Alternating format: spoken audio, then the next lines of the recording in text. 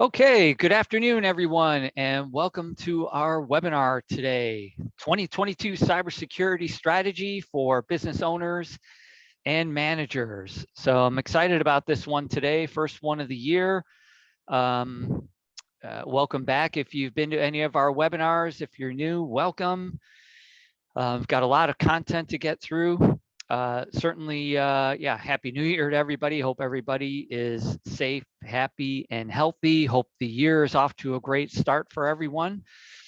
And we're hoping today that we can give everybody some ideas around cybersecurity and creating the strategy in their own business as we are kicking off 2022. So got lots of things to go through, so I want to get started right away. I'm joined today. First, I'm Michael Shagru. I'm president and co-founder of Pace Technical, and I'm joined today by Noman Ahmed, who is our VP of Strategic Technology. Say hi, Noman. Oh, hi, everyone. So Noman is going to be here adding maybe some color commentary, checking out and watching our chat screens, and he'll also be here for the Q&A as well to answer any questions. So just super quick about Pace. We've been in business a little over 20 years. Our primary services, proactive managed IT support, managed security, managed cloud services. We're an ISO 9001 business. And for the last 6 years, been a great place to work in Canada. To the left here, you can kind of see this is really the structure of our company. Look, if you've never had a conversation with us about what we do and how we do it, certainly love to have a conversation, but just in a nutshell, we provide all the basic services. I call them reactive services that anybody in our industry provides, security, monitoring, help desk, ticketing, etc. But most people want to work with us for the proactive side of our business, where we have dedicated resources doing proactive process, procedure, reporting, strategy, consulting, etc. So again, if you haven't spoke to us before, shoot me an email. I'd love to have a conversation and see if there's any ways that we might be able to help. So this is our first training webinar of this year, but we've done quite a few over the last couple of years, at least. We store all those on our website. So if you'd like to access any of our past webinars, we've got things on Teams, cybersecurity, business-related ones as well. So if you just go to our website on the media dropdown under webinars, you can get access, again, for free to any of these past webinars that we've done. So I'm actually just going to turn off my video just to make sure it doesn't get in the way of any of our slides. And we will just keep going. So here's the agenda that we had for today. We're going to just do a bit of an update on the landscape and trends, maybe debunking some cyber myths, and a review of current cybersecurity tools that are in place, and some that you're using, some that you may not be using, as well as then starting to talk about strategy and process that you should be looking at and potentially have in your business as well. And then we'll end it all with Q&A. So as I mentioned, I want to start with the landscape, and I've kind of avoided, in the past, I would put up a bunch of stats. Look, we all know what the state of cybersecurity is. I think if you have a TV and watch the news, it's not going down, it's only increasing. I think the increase in 2021 was approximately, even just thinking about ransomware, was up by 17%. And also the amounts and payouts are also increasing. So things are not getting better. I don't have to, fire a bunch of stats at you for everybody to get that idea. So we're going to look at some other things. I brought this site up in the past. It's the government's basically website for cybersecurity.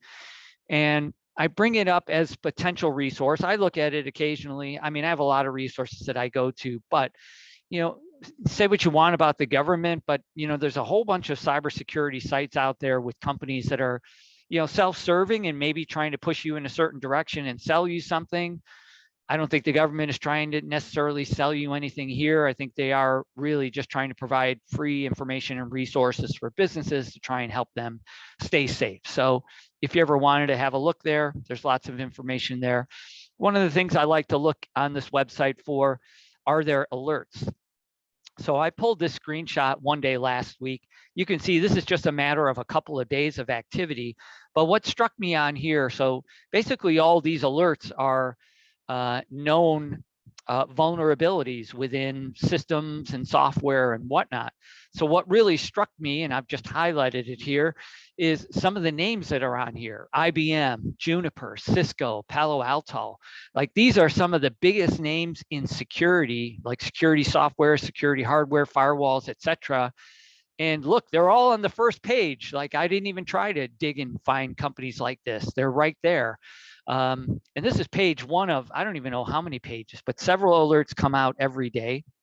There's a couple of other big names on here. Citrix near the bottom there. They are just about the biggest name in cloud services and remote desktop type services in the cloud. And then, another small company on there called Apple. So nobody nobody is safe from vulnerabilities and whatnot. They're found, like cyber criminals are getting really, really good at finding those things. Another alert that was on the site dealing specifically, I've talked about it before, and the government has been talking about the potential for cyber attacks to critical infrastructure. So we're talking about like water, power, electricity, transportation, the food supply, and things like that. But I've never seen them get so specific to talk and really target one country, Russia. It almost feels weird. I feel weird, targeting and singling out Russia in this, but I'm taking this word for word from the government's website. And I don't know if anybody noticed on the news today, but I happened to catch on CP24, they were talking about a cyber attack that happened against Global Affairs Canada. Guess what? It came out the day after they posted this alert. So I don't know the extent or any details. All I know is that there's some government officials that have been without access to systems for over a week, but a very specific attack. I think it also has to do with some of the activity going on in the Ukraine, and of course, Canada being averse to what's going on there. Another big alert that shows up on there, and I just wonder if this was maybe a point of confusion for anybody on the call, because certainly when I first saw these things, I was confused. So it's talking about a joint advisory. That means it's Canada and the US putting out this advisory against Log4Shell and Log4j. So initially I saw this, I'm like, what the heck are these things? So Log4j is basically the name of the vulnerability. And Log4Shell is the name of the vulnerability. Log4j is a piece of software that has the vulnerability. Now, the big problem with this Log4j, it's really simple software. It's basically like logging software found in systems, computers, devices, and things like that. There's millions and millions of affected devices and software by this vulnerability. The biggest problem with it, it's a small little piece of software that when people are writing new software, they'll just grab this piece of, already made software and, include it in the software. So look, if you came to me and said, hey, we found a vulnerability in Windows. All right, I know where to look. I could just go to every computer and laptop and fix Windows. But this software is embedded not only in Windows, but in all kinds of devices and softwares that were written because of its basic functionality. So the biggest problem is that, first off, people have to figure out, does the software and systems that they run even have this thing? So, months and months have been going on and people are still finding this thing popping up all over the place. And that's why experts are calling this one of the most serious vulnerabilities they've ever seen throughout our known time with cyber activity. So this is really kind of just a good reminder of how important it is to make sure you have a good process around updating, because that's really our only defense against this. Like, we're not software people, but as they patch and fix these things and these flaws, we need to make sure that we're updating all of our systems.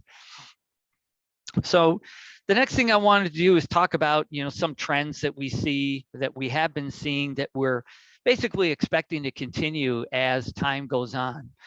in 2022. So the first one, I mean, and this isn't a brand new trend. I mean, it's been going on since the inception of cyber attacks, is that cyber criminals are better funded, better organized, and they're getting smarter and smarter all the time. They always seem to be one step ahead of everybody. So the first kind of smarter attack I want to talk about is MultiPerson Teams. And I have a true story related to this. Literally a week and a half ago, I have a teenage son, big into gaming, online gaming with all of his friends. He runs down the stairs to me and says, "Dad, I've been banned from Steam." And Steam is basically a platform that kids use for gaming together, as well as there's a chat feature of it. So he says, "Yeah, I've been banned for life, but it's all a mistake. And the guy that did it, you know, he texted me and he apologized for doing it. It was a mistake. He was trying to ban someone else, but he knows how to fix it. And he's already introduced me to an admin at Steam that's going to help me. And he says the first thing I need to do is reestablish my account by buying a gift card." And right then I said, "Stop talking," because, and I hope everybody on the call knows this, there's very little that is solved by buying gift cards, short of, you know, being late for a birthday party and not having a gift. But there is nothing legal or otherwise solved by purchasing a gift card for, you know, somebody that texts you or calls you on the phone. So anyways, what happened is a two-person operation. Is the first person, you know, if you want to call it, it's not really good cop, bad cop. It's kind of like good cop, good cop. But so the first person that set him up, and obviously they're, you know, playing on emotions. You know, my son was worried he was going to be banned for life from playing games with his friends. So of course he was going to do anything the people said that was going to get this back. Thankfully, I stopped him before he did it. And then bringing on the second person. So, you know, it was almost like, you know, a little bit more trustworthy of a resource that, you know, it was a two-person thing and he was introducing you to an authoritative figure. Anyways, just wanted to give you an example of that and share that story with you. Now, the shaming and double shaming, the shaming isn't necessarily new, and that's basically once these criminals have access to your data, you know, posting it or the threat of posting it publicly to, you know, shame you into paying the ransomware, or, you know, hopefully give you that threat that you'll pay the ransom. Double shaming now goes one step further in that they're parsing through the data and finding information on like contacts and things like that that you might have in your systems, in your database and whatnot, maybe even researching and finding your clients and contacting your clients and saying, "Hey, guess what? We found your information on so-and-so's because we've hacked them. And if they don't pay the ransom, we are going to publicly display all their data, which includes yours." So that's another trend. Supply chain attacks. So getting smarter, not just going for the biggest big businesses and the biggest bang, but the biggest reach. So an example of that we saw last year, and this is something that hit home in our industry, a company called Kaseya that makes IT management software used by thousands of IT companies across the world. And there was a vulnerability there that attackers, you know, had access to, you know, hundreds of thousands of potential endpoints. Now, granted, I think they did get in and close up those flaws, but that was definitely one that hit close to home. And just another example that these hackers, again, are getting smarter about who they are targeting, trying to find ways that they can get the biggest bang for their own buck. Ransomware as a service, again, it's not new. And I just sort of pull up a screenshot here just to give you the idea. And it is super easy for anybody, if they wanted to start a ransomware business, I guess, so to speak. And not very expensive. 40 bucks, you can buy this kit in a box, basically, which is still crazy to me. I had to show you this one. I came across this one of this company called Tox. Like, it's almost like this, you know, how they're explaining how things work and whatnot, but it's just the wording of the things that they had here under how do I make money with Tox. You can subscribe, no mail or other shit needed, and create your virus. I just love how they said that, because let me tell you, if there was mail or other shit that was required, forget it. I'm not doing this ransomware thing. It's too much work. And then of course at the bottom here, they'll keep 30%. So if it's a $100 ransom, you get $70 and we'll get $30. Isn't that fair? Well, that's so nice of them. I just got a kick out of the way that they worded that. Other trends, just how, basically how cyber attacks and ransomware attacks have progressed over the years. So this is a diagram just kind of giving you an idea of, when they first started, a criminal would prepare the attack, he would send it out, the user would click on the link, the ransomware got dropped, and you got the big alert on your screen that says all your files have been encrypted, pay the ransom. Then you either paid the ransom or you didn't. Maybe you got the decryption key, maybe you didn't, maybe they attacked you again. Here's what a more modern attack looks like. So they're attacking the vector. There's now different ways that they're going after individuals. They're exploiting other things like remote desktop protocols, Citrix, things like that. They're getting more direct in their phishing attempts with spear phishing, doing research on organizations first. Then once a user clicks on the infection, it's not necessarily triggering off alarms or making any big, notices on the screen. Now they're a little bit smarter. Now once they have access to one machine, they may start dropping additional malware that gets them, more control.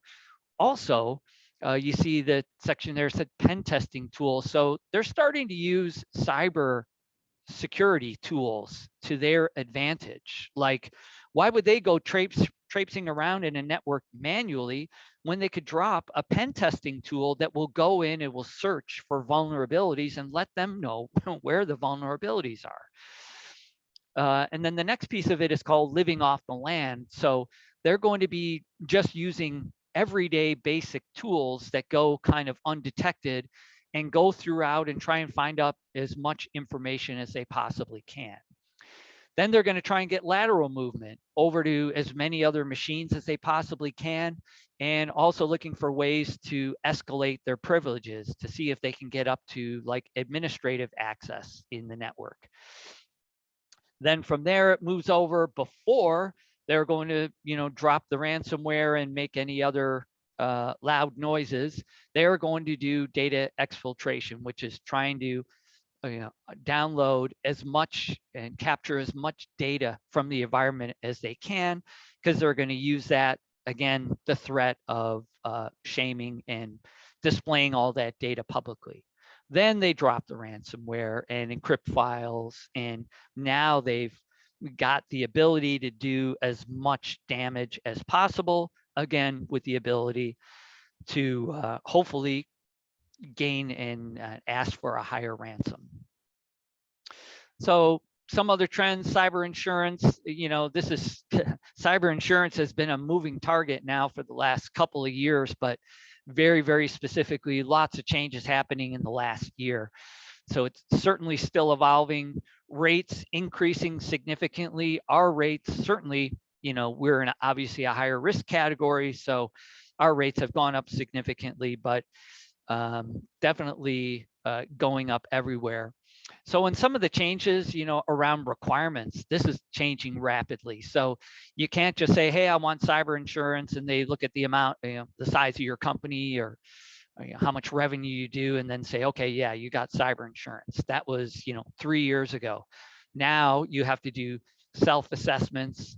If you're in a higher risk category, it's going to be a higher premium, or also the potential that you're not even covered in certain areas. So the cyber insurance companies are now requiring everybody to prove that they have proper security controls in place. And certainly, one of the biggest ones is making sure you have multi-factor authentication in place. So if you don't, something you definitely need to consider. So we're seeing self audits now with specific requirements, but I see this trending to some level of standards compliance, whether it's like NIST or something based on NIST, CIS controls, things like that. But I think that the insurance industry, because from company to company, it's still very different now. I think we are going to see that standardize across the whole industry. Yeah, this is no surprise to anybody. You probably see this in the news as well. As of mid-2021, probably 500,000 jobs unfilled in cybersecurity. And one other thing, I've brought this up in the past, ransomware settlement and negotiation services. This is a screenshot from a company that provides those services. But yeah, doing things like threat actor negotiate, so negotiating with cyber criminals, as well as trying to get a better ransom settlement and those kind of negotiations. So I first talked about this a little over a year ago, but literally within the last month, I talked to 2 companies that actually used a service like this because they, their systems were all down like for weeks, and they used a service like this to get their systems back, but also settle and get a better price on their ransom. So now I wanted to kind of go through some cyber myths, because I tell you, I meet with a lot of businesses, a lot of business owners, even IT people, and I'm still hearing wrong people with the wrong idea on information. So I wanted to clear some things up. Some of these are going to be super easy and self-explanatory, like this first one. We have good passwords, so that should be enough. Well, we already know that that's not enough. And that's why, especially insurance companies, are really pushing people towards multi-factor authentication, absolutely, in Microsoft 365 or Google and things like that, because cyber criminals are getting really good at figuring out how to trick people into giving up their passwords. So doesn't matter how good your password is, if you're tricked into giving it away, you need another means of stopping these criminals from getting further into your systems. And that's where multi-factor authentication comes in. So good passwords are great and they're critical, still not enough.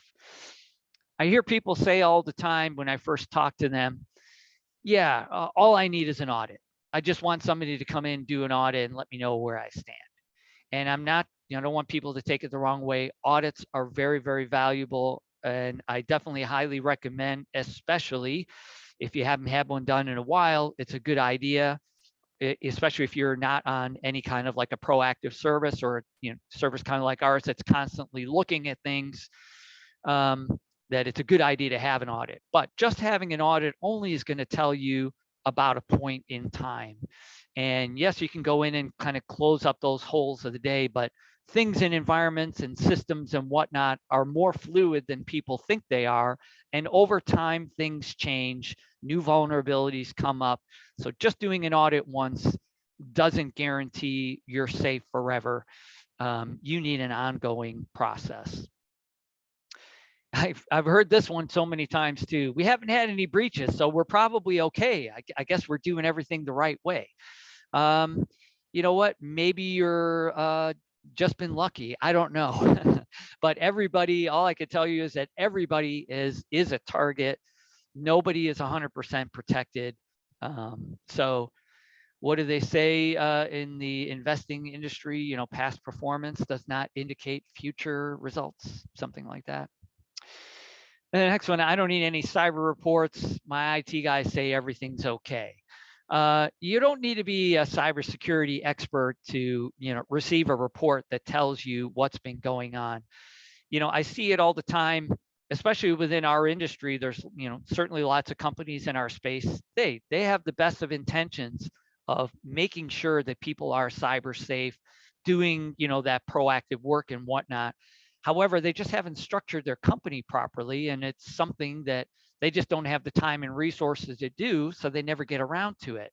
And guess why they don't provide reports? Because they're probably actually not doing that work. I can tell you this because we were that company 20 years ago. We had the best of intentions, but we just didn't have the dedicated time and resources. We have that now in our service and our process, but years ago we didn't.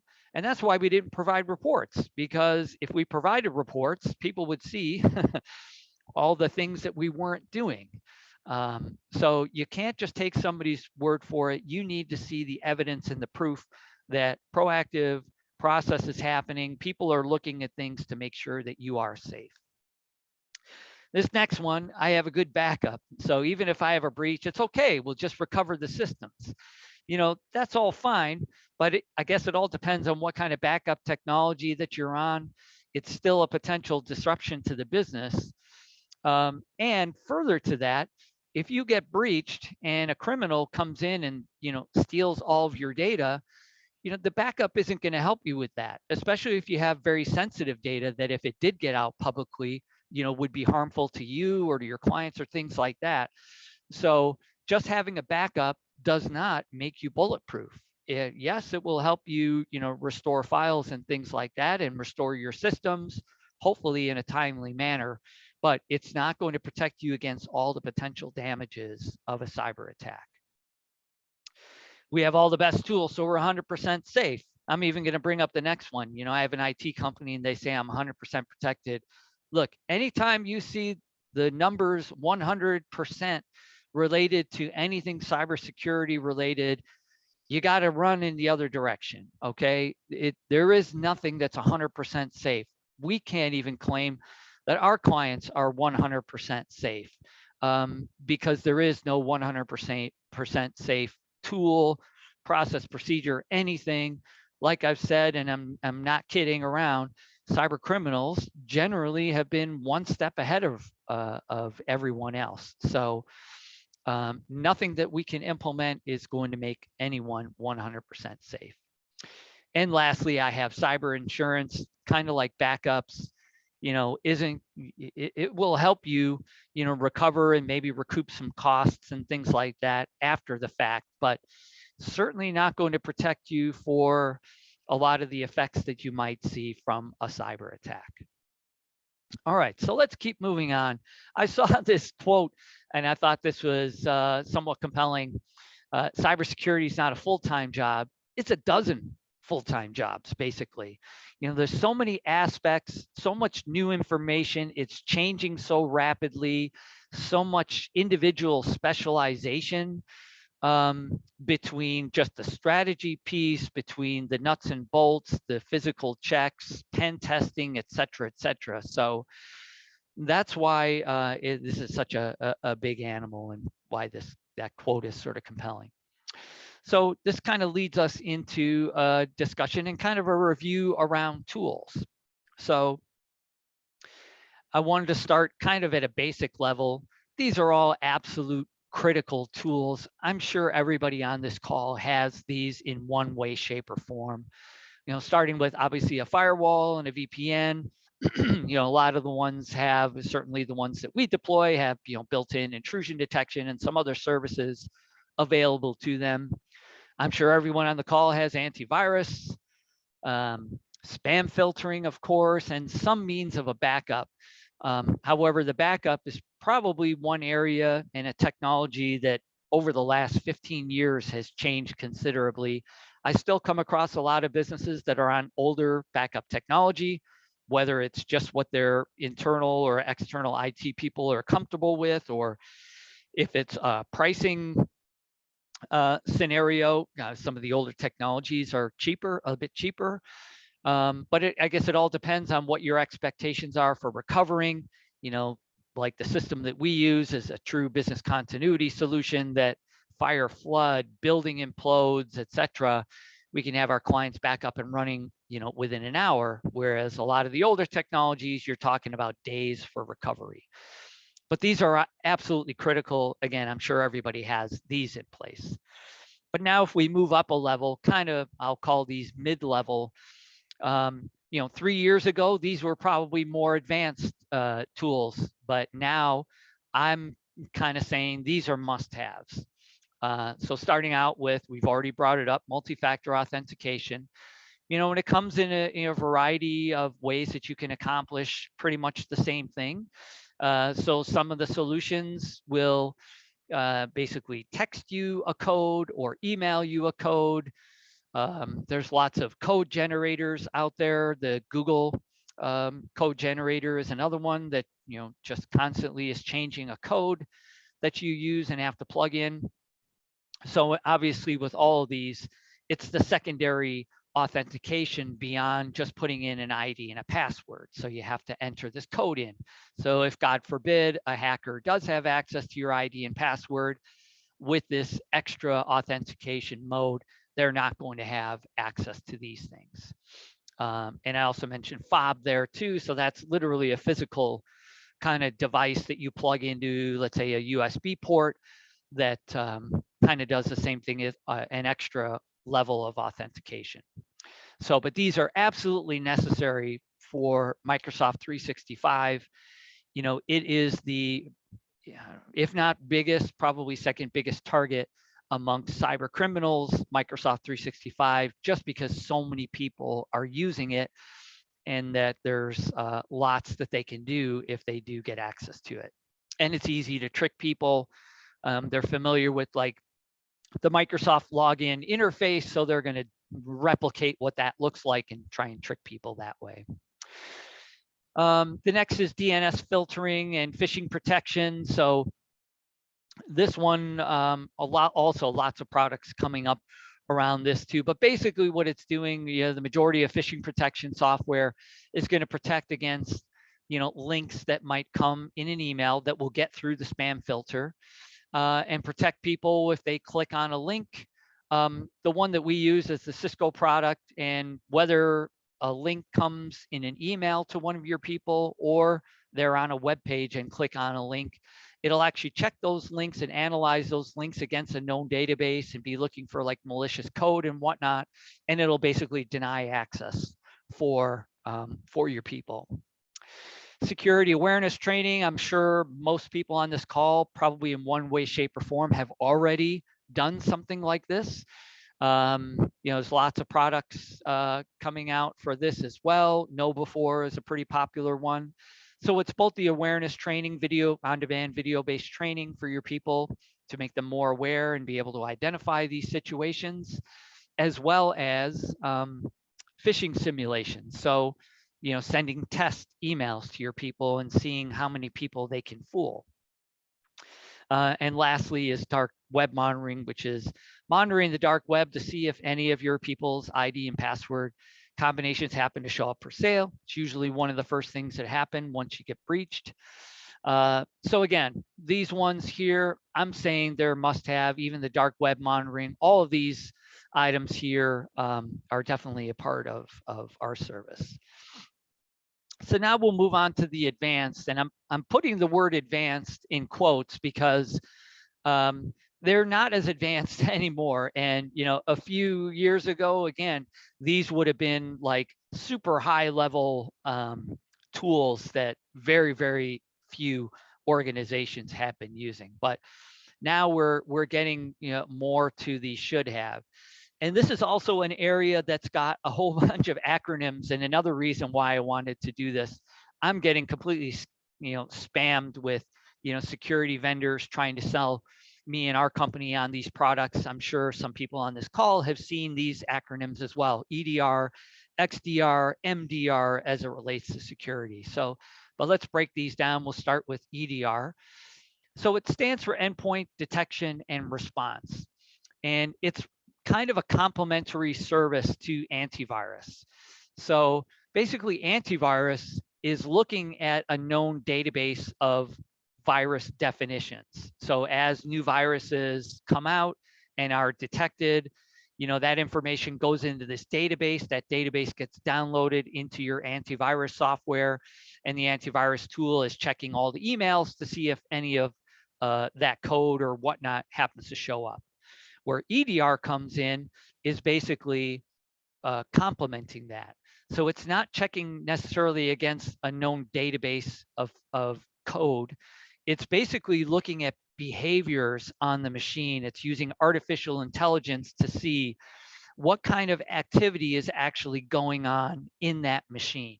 Is it typical of what a user might be doing? Or are we starting to notice things that might be more typical of what a hacker or somebody from an outsider might be doing on a machine? And it's going to set off an alert.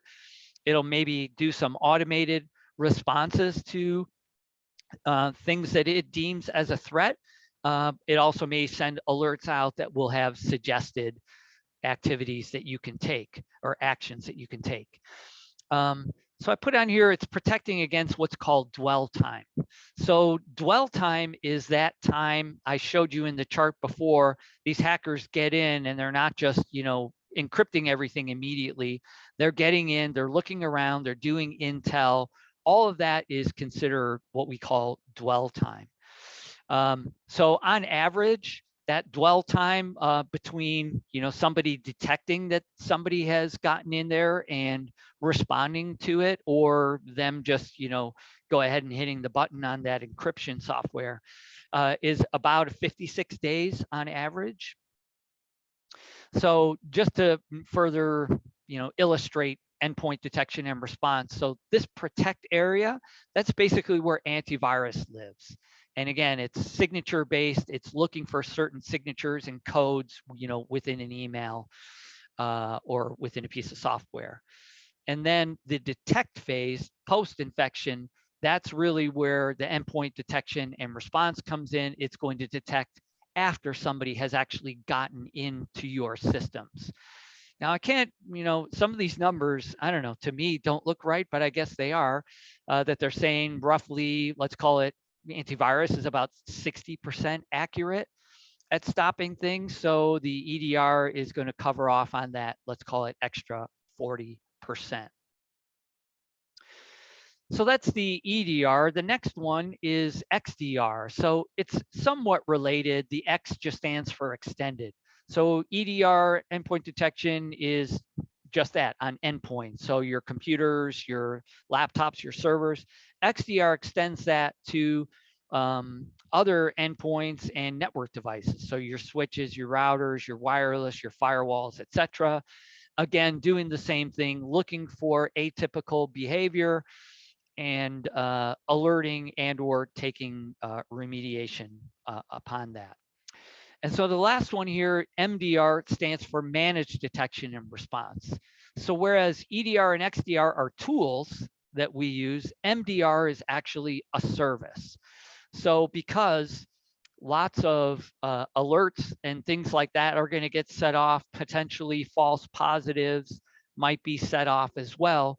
So the MDR is basically going to be like a team of cybersecurity experts that are parsing through all this these data and alerts and whatnot, just to try and check against false positives or the converse to that. But there's also one extra advantage here, looking at a human element. So we can only teach a machine so much about what is typical behavior. So adding this extra human element, they also might notice some trends and things like that that are also atypical and sound off an alarm. So the next one's here, again, another couple of acronyms, might be confusing if you've seen them before. The first one, SIEM, we call it SIEM or SIM, and SOC, which we say SOC.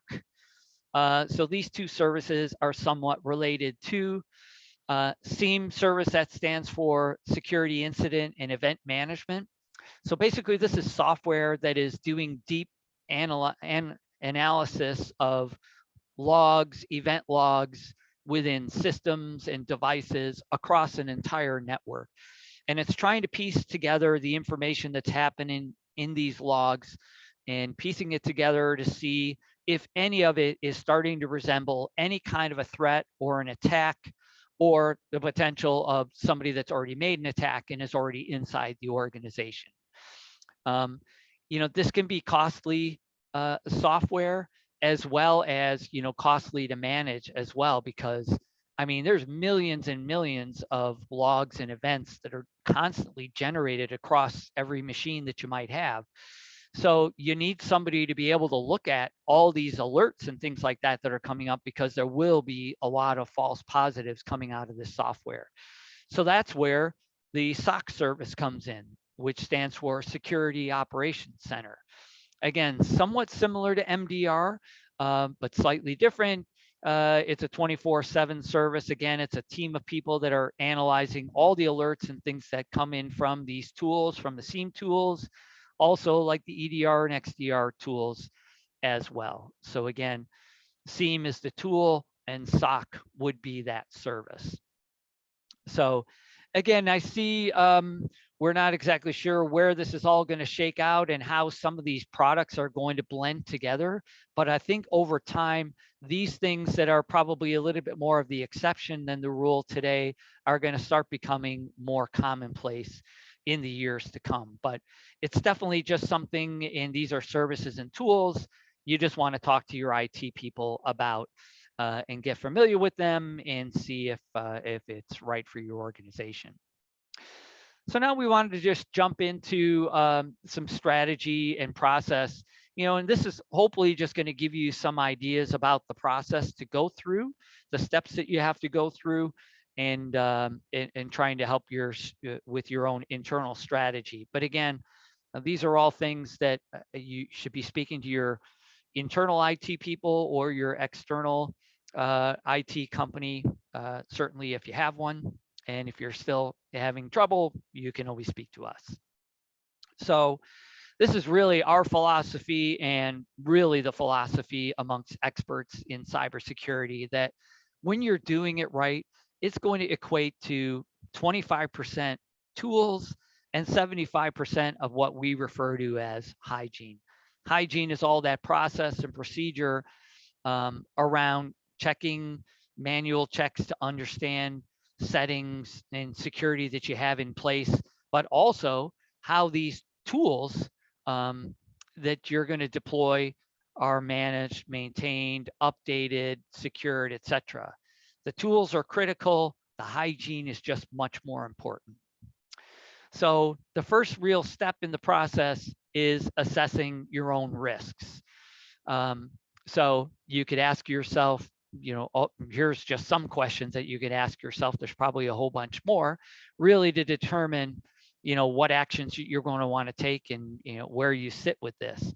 But look, do you house sensitive data, personal data? Are you like a law firm, keeping client information? Are you storing any kind of financial information? All those are important. And if you have sensitive data like that, absolutely, you need to be doing everything, that you possibly can within your own means to be protecting yourself. Do you require compliance? If you're storing financial information, credit card information, you probably have to follow and comply with PCI compliance. Some other businesses we're starting to see more and more compliance requirements coming out for things like SOC 2 compliance or following NIST compliance, CIS controls. They're some of the bigger names in compliance. What would happen if your data was exposed? I think you just need to do a bit of a tabletop exercise. Is your data sensitive? What would happen to your business? Things like that. What would happen if your clients found out that their information was exposed as a result of your breach? Because just so you know, if any data is stolen out of a breach, especially if it's any kind of personal information, even if it's just personal information about your own internal staff, doesn't matter. By law, through the PIPEDA Act, we are required here in Canada to report these breaches. What would happen if your client got breached as a result of your business getting breached? And I've heard this happen on several occasions. One business gets phished, somebody gives up their credentials, and now somebody sends a direct spear phishing campaign using a legitimate email address that they just breached into another client, and that client falls for it, but they have less security protocols and process in place. So the attacker is able to get further and further inside of their network than they did with the initial company. And they got it way, way worse. So I don't know, would this be a big issue for you? Is there the potential that you could lose clients because of things like this? And then lastly, what would downtime associated with a breach cost your business? Like, also a very important factor in trying to determine, what sort of investment are you going to make in cybersecurity to protect yourself. So the second area is analyzing where you're at. So, I mean, I've talked about audits before under the myths. Like audits are great tools and a great way to understand exactly where you're at. Again, especially if you're not on any kind of a proactive service that's got really good reporting and lets you know exactly where you're at. I would highly recommend getting an audit done and or some type of gap analysis. So really, you want this audit to look at what are the tools that you have in place today, but all aspects of the tools. How are they configured today? Are they set up properly? Are they even the right tools that you need to be using? Are you missing some tools that you should have? Also, as part of the audit, looking at process as well. Again, understanding, is there a process for looking into these settings and then obviously reporting results of that process and procedure to you as well. Because that's probably where some of the biggest gaps are going to exist in the lack of somebody proactively looking at all of these things, ensuring that you are protected. And then documentation, assessing what do you have as far as documentation, what's your process for documentation, and do you have up-to-date documentation? Also very critical. So one of the things that you can also do when you're analyzing, what type of a service model are you on? Because I can guarantee you, all right, so if you're a client of PACE, you're 100% on a proactive service, but if you're not working with us, you have to assess it. If you're on more of a reactive type service, and by that, I mean, you're working with an individual, you have an internal team or an external company or team, and basically you use them when you have a problem to solve a problem, or you make a request for them to set up equipment or something like that. And then they go away and just wait for a request to happen or an alert to go off or something like that to basically react to the situation. I guarantee you, if you're on that kind of a service model, you're going to have some kind of gaps. If you're on a proactive service, again, you need to first make sure it truly is proactive. So you need to see, the results of the proactive service. You should be getting reporting, and it should really be more like an ongoing assessment. So the next step is remediation and implementation. So you've, kind of assessed your risk levels and your risk tolerance. You've done kind of the audit to get a baseline of where you're at. So now you're going to do the remediation. So that's basically trying to fix and shore up what you have and kind of covering in on some of those gaps. So the first thing is tools. We 100% like a layered approach, but definitely you absolutely have to have the basic and mid-level types of tools that we talked about, and even now start considering that advanced level if you're not using it already. Also, you need to be implementing some sort of education and training, because that is, the human element is still probably the biggest vulnerability as it relates to cybersecurity.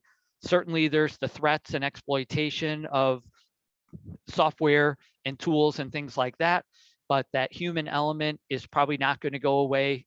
And cyber criminals are pretty smart right now and really good at it and making a lot of money at tricking people, and they're going to continue to do that and find new ways to do it. So yes, implementing a proactive process is really the only way to make sure that and ensure that you are 100% safe against cyber attacks. So we still feel it's the most critical part of any strategy you're going to have. I'm reiterating again, 25% tools, 75% hygiene, because without that right hygiene, even cybersecurity tools are vulnerable. So you need to make sure you have a really good process around tools management, around your systems, checking settings, etc. And then the documentation reporting. So if you look at any cybersecurity standard, I'm showing you a picture of the NIST framework here to the right. Documentation and keeping up-to-date documentation and identifying all of the assets that you need to protect is a core feature in any cybersecurity framework. So you can see it right there on the NIST visual there called Identify. And that's the area that relates to this. So documentation is critical, understanding all the hardware and software that you have, every user, as well as documenting certain process and procedure. It needs, the reporting that you have needs to be beyond the basics. Like we have this, basic canned report that we can spit out at the press of a button in our IT management software that'll show you things like, here's how many tickets you had last month, and here's how much system uptime you had, and here's how much data usage you have on your servers and whatnot. Look, it's useful information, but it's uber basic information that's not going to tell us anything critical about how safe you are. So the reporting really needs to show you the evidence of the process that's happening, behind the scenes, and that evidence of proactive process and procedure. So the last piece of it, a lot of people don't really have anything, but even having something super basic around a response plan, you can get very, very, detailed, and this could be a very, very big thing within your business. But the first thing with an incident response plan is, what's the expectation, as far as like recovery, and time to recovery, how you're going to recover, etc. But the key parts of any kind of incident response plan is going to be who's responsible. So at bare minimum, even if you don't have anything structured, at least naming who's going to be responsible, how are you going to communicate with your employees? Because that's one of the things that a lot of people are caught off guard by is, their systems are all compromised. And let's say they use, Teams and things like that. And all their systems has all the information, even all the contact information, like their cell phone numbers and things like that, all sit and reside within their system. So when they get compromised, now they don't have access to that, and they're scrambling how to communicate with all of their employees and team members. So that's a key piece of it. And you want to have some alternate means of communication, and the ability for people to know how to communicate with other employees and team members. And then, of course, recovery, again, having alternate plans for recovery, or potential alternate plans, additional sites, or do people temporarily work from home? Obviously, we've gotten all pretty used to that recently, haven't we? And gotten good at that. And the last piece is looking at insurance. So I really brought this up just because the changes have happened so rapidly around insurance that if you haven't in quite a while, you need to talk to your agent and have a conversation with them. I guarantee things have changed, and you don't want to be caught off guard for sure. But reviewing your current coverage, and also asking the question about exclusions too, because that is all going to be coming just like any other type of insurance as it evolves. Insurance companies are there to make money. And I guarantee you, once they stop making money or they start making less money, that's when all these changes start happening. And that's why we're seeing all these changes now, because there have been so many claims related to cybersecurity.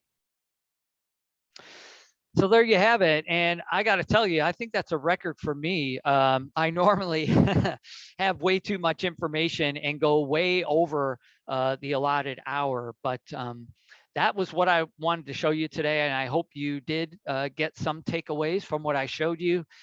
And we're going to open it up for some Q&A, and we'll certainly bring Noman back in for that as well. But like I said at the beginning, if you haven't spoke with us before and you'd like to have a conversation, you can book a meeting with me. My email is there, mike@pacetechnical.com. Certainly follow us on social media. All our coordinates are there.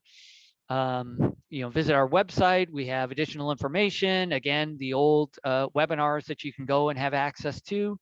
And of course, we love referrals. If you know of another business that might be having challenges, or may just even want a second opinion, I have lots of conversations like that with businesses and business owners who think that they are okay, not 100% sure, and I have a pretty good process for helping them really understand where they stand and if they have any potential vulnerabilities and whatnot.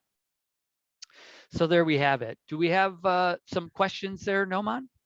Yeah, we actually got a couple of questions here. One is, as usual, asking for a copy of the presentation. So Mike. Great. Yes, so that's an easy one to answer.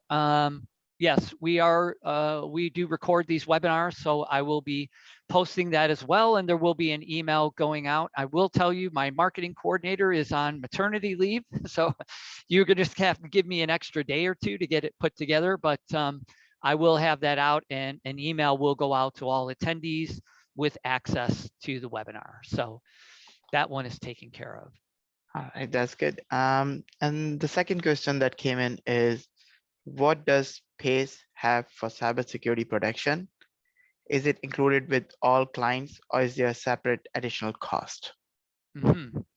So, Do you want me to take that one? yeah, why don't you take that one and talk about, what the cybersecurity part of our managed service looks like? Yeah, so unfortunately, security is not a one-size-fit-all solution.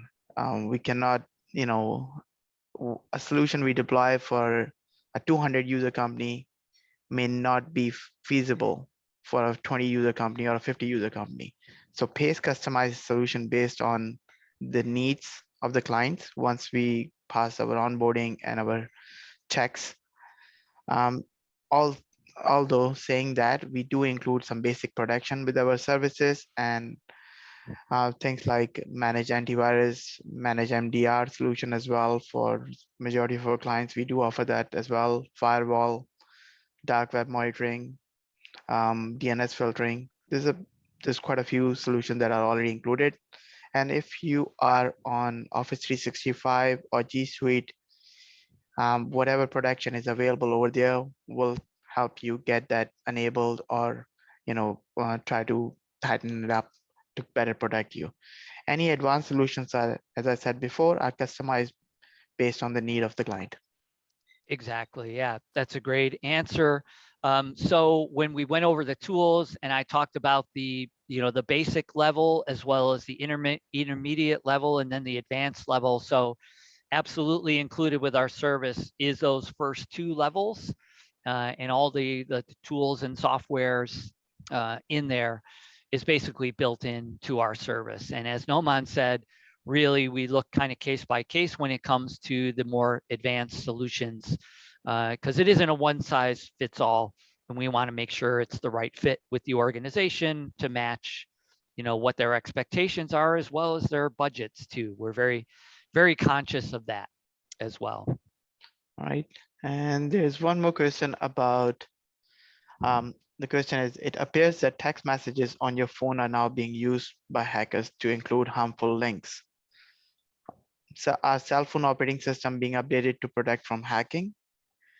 To answer that, the messages that you get on the text messages, majority of those things on mobile, they are trying to phish your credentials. They're trying to get the credentials that you have. Either it's going to be iOS credentials or your email credentials. If you do have a MDM solution, which is a mobile device management solution, then you can update the cell phone OS, but you cannot block those SMS messages to come in, because that's there's no spam filtering for SMS, at least not yet. Maybe the mobile companies come with that kind of solution later on, but at this time, whatever the mobile companies or you market in your phones, it's all user dependent on that part. Yeah, that's definitely a challenging one, but it is definitely a tactic that we have seen over time. I mean, certainly I get them on my phone as well. I also get the those automated calls saying that the tax CRA is on department, your I've way. been in involved in fraud and I need to call to clear my name, or I'm sure they want me to buy a gift card to clear my name. That's going to be the solution. Okay, I well, think that's everything from in terms of questions, Mike. yeah, that's fantastic. And that's great. Yeah, thank you to the people that sent the text messages as well. So Okay, well, that leaves it, and we'll end it right there today. Again, if anybody had questions, you can certainly get in touch with me or with anyone here at PACE. If there's anything that you need help with, certainly if you're a client of PACE, reach out to our client success team or your business advisor or Noman if you had any direct questions or concerns as it relates to cybersecurity. And with that, hoping everybody stays safe and healthy, and hope to see you again next time. Take care, everyone. Thank you.